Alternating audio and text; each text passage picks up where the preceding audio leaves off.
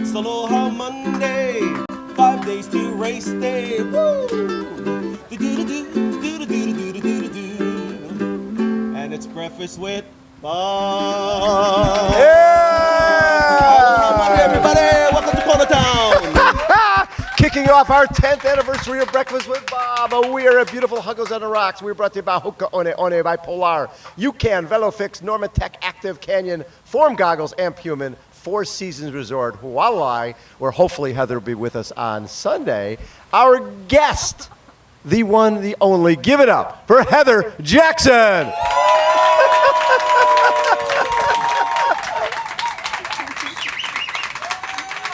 Wow. How are you doing? Yeah, good. Thanks, Bob. Thanks for having me. Thank you to all of you guys for coming out this morning. First up, so yes. It's great to have people here. I don't think I've ever seen the hair so short. Is this the first time? I mean, you are going military on us here. Yeah, full G.I. Jane style. G.I. Jane. Is that this summer? Because when I saw that 70.3 was going to be at Nice, and I knew it was going to be ups and downs, I'm like, this is a Heather Jackson course. Was it really hard not to go there? Yeah, it was really, really hard to pass that opportunity up for sure. It looked incredible. That's my type of course, just with the climbs. Yeah. But yeah, it was more weighing out the travel benefits and kind of taking a chunk out of the block leading into this race. So it was certainly tough, but yeah, we were able to get over to Europe this summer, which was absolutely incredible. So I think we'll look again the next few seasons. So in Europe, were you racing in Europe or more of just a training block? I raced Ironman Spain in July. And what did you think? Amazing. Yeah. It was. I can't recommend that race enough. It was just, yeah. So amazing. When I saw the bypass of Nice, I'm like, okay, Heather is totally focused. This is it. Third, fourth, and fifth over here. This is your course. You've done really, really well here. The race has changed in the last number of years. I mean, the bike has gotten really fast. When you look at it, how have you had it change? Yeah, I think for me, the biggest thing that changed was just like you can have some success here. I was able to get a third, fourth, and a fifth, and then every year you think, oh, if I just did a little bit more, or I just did this differently, or if I just, yeah, I guess the tendency always more is better, and I fell into that trap last year. I trained very, very hard into it. I was very fit, but I was also pretty tired, so, and I just never came around. I also got a little bit caught up in the race dynamics last year in terms of just worrying about everyone else. Like, okay, we have some new runners in the mix. We had Annie Howe, Sarah True, some of these fast runners. So I thought, I have to get X amount of time on the bike, or, just playing not my race. And so I made all the mistakes last year, but it was probably the biggest learning lesson of my career. And so I was able to fix that at Arizona 5 weeks later and just race my race. Yes. Learned from that, and I just feel, so much more confident coming in this year with those experiences behind me and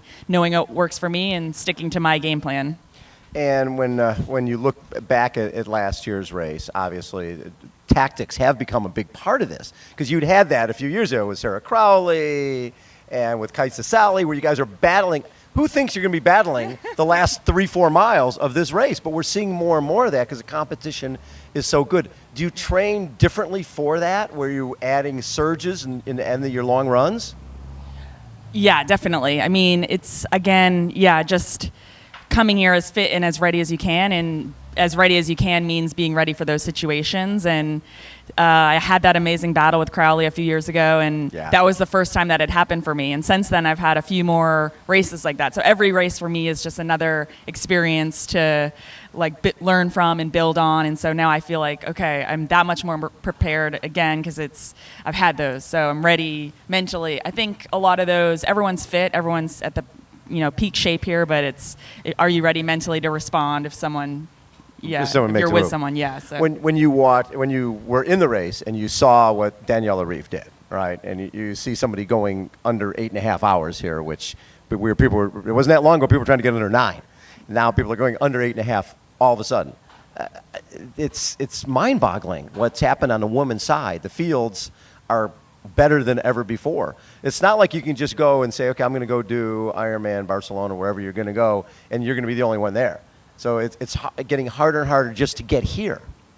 Oh yeah, definitely. Right? Yeah, it's crazy. I mean, it's amazing the level of the female field here. Yeah. I think Daniela has set the bar the last 3, 4, 5 years. She's incredible, and it pushes everyone. I think also we have so many women of different strengths. We have a Lucy Charles and Lauren Brandon who push that swim. So Right. everyone looks to that level they have to get to. You have Daniela and some of the other Uber bikers, and then you have some of the crazy runners who can run. You have Rinny and Huggo, so everyone contributes to their different disciplines that may be their stronger field, and you have to be able to match all of those across. And Right. so the level of our women's field has just increased crazy. So you've been in the sport long enough to have, it's a career, right? Do you look back at some races and go, that was the best race I ever had? Is there one that sticks out? Maybe it's for different reasons. Maybe it wasn't the winning Alcatraz or winning Lake Placid or winning 4 times at Wildflower. Maybe it was a race that told you something about yourself that you didn't know. Probably the 3 you just mentioned. Those are my 3 favorites, and 3 that stick out. I mean, yeah. Well, Placid was, you had what, the whole family there. You played hockey there. There's that some history way before triathlon.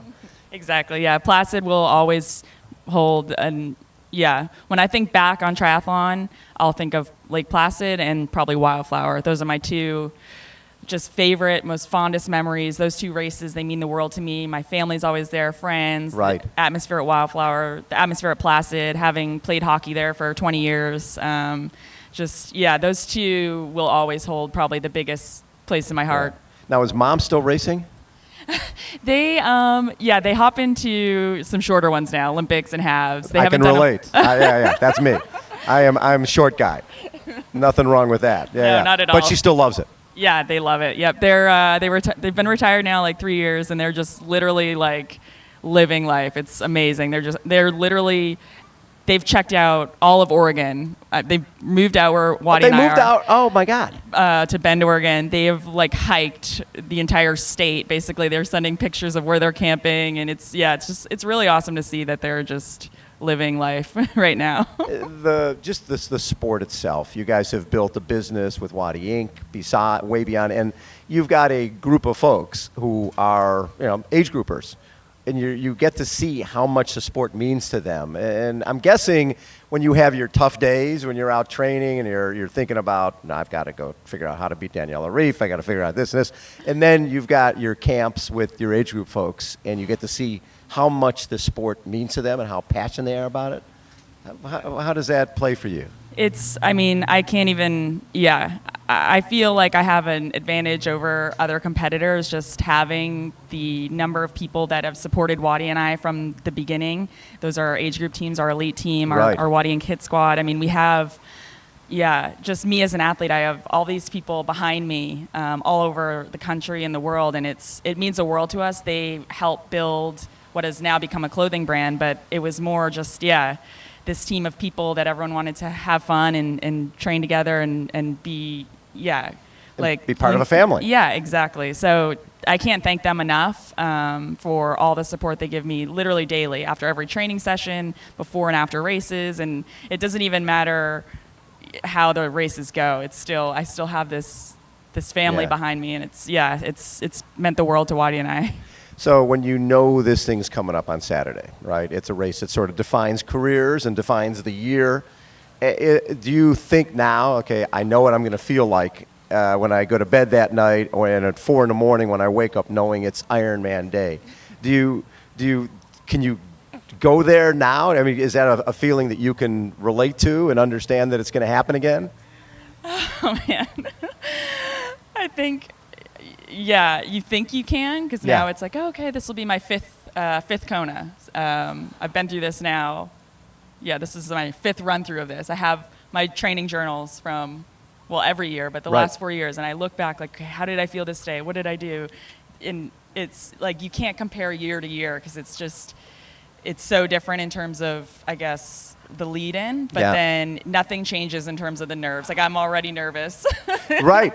And you can't do anything about that. It's like, yeah, you think, okay, it's coming, you've done this, it's the same thing, run through, no need to get nervous, and it doesn't matter. It's like the biggest week of the year for me, and this whole week will just be okay. Get to Friday, get to Saturday morning. I remember one time interviewing Tim DeBoom in March, and I said, what do you think about this? It's just, I can get physically ill right now thinking about what I'm going to be thinking about Friday night before I try to go to sleep. Yeah, about 3 or 4 weeks ago, I couldn't sleep at all, and I was laying there, and it felt like race night. And Wattie's like, "What? Go to sleep!" Like, and I was like, "It's race night." I can't go to sleep. Just like, I can draw on that anytime. So when you go into this race, do you go, my goal is to win? Or do you come in and go, my goal is podium, my goal is top 5? How do you define what is success for you here? That's what I did last year. I came in with, okay, I want to go top 5 again, or it was a set position. Right. And that doesn't work. It doesn't work on the day. For me, success here is, it's this year I want to go better for myself than I've gone here. I want to show that I've improved from the 4 performances I've had. And success to me will be racing my race on the day, giving everything I have, and walking away, this is what I had, and I gave it all. And wherever that puts me, love it. That's the goal. How about a big round of applause for Heather Jackson? How special is she? Heather Jackson has been our guest. Let's bring our man in, Poncho Man. It's Aloha Monday, big race in 5 days. And it's breakfast with Bob. Poncho Man, bring it in. Welcome back to Breakfast with Bob. Thanks, everybody.